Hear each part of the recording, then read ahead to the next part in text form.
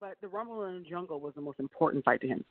And that is because he had only lost his title originally because the government had stripped it and taken it from him, and never thinking he'd go back to the ring. Then to go back to the ring and find out that Joe Frazier, when he stepped in the ring with him, was deserving of that title that he got, to lose, and then have the roadblock of George Foreman, a fighter that both Frazier and Kid Norton, two fights that he had lost 1 out of 3 to, not at the time, just lost 1 to, got annihilated in the ring with Foreman.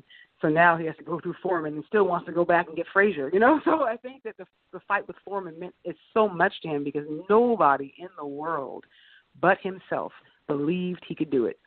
And that was huge. So, to put him back on the platform. And that's when I think people started actually saying, he's the greatest. Even the commentator that announced it, oh, my God, the great man has done it. He must be the greatest, so when they announced that he won the fight. So that was always the most important fight to him.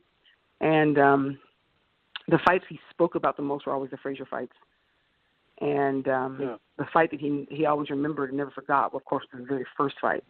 And they all had a different, I think, a different place of importance for him because of how they went down in history. So, and I love how you touch on too how later in life him and George became great friends.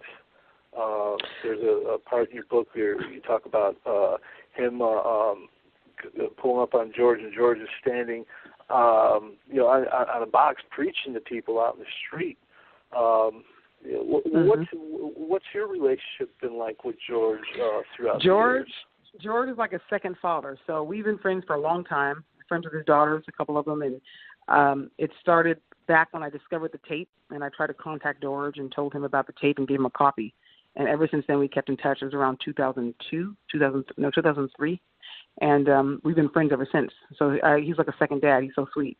So he's I always made sure my father, I dialed the number for him, let him talk, and keep him abreast to how my father was doing. And he stayed in touch. He's always helpful. He's always supportive in any way he can.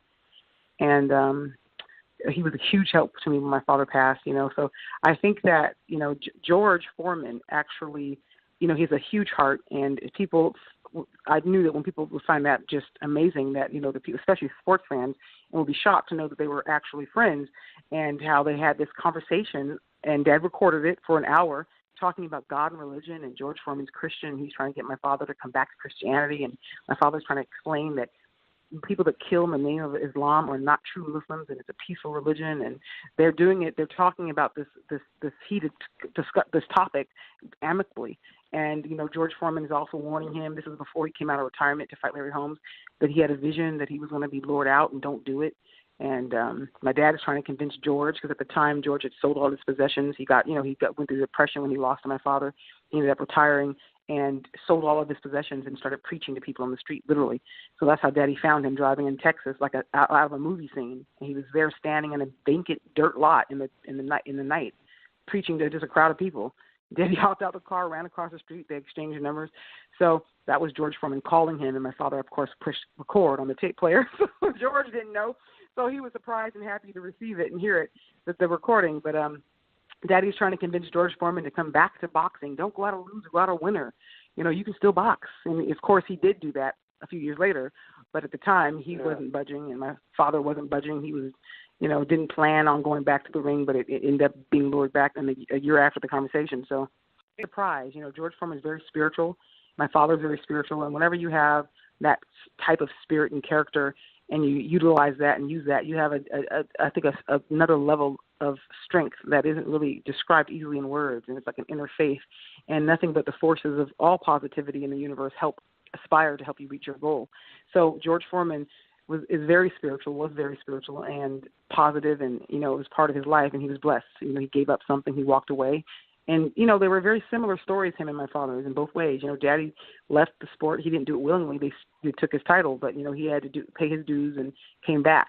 And George did the same. He voluntarily left, but he did it, paid his dues, and he came back. So I'm not surprised at all, because they're very much alike in that way. And, George Foreman's such a sweet, loving, caring, kind man. He deserves all the blessings.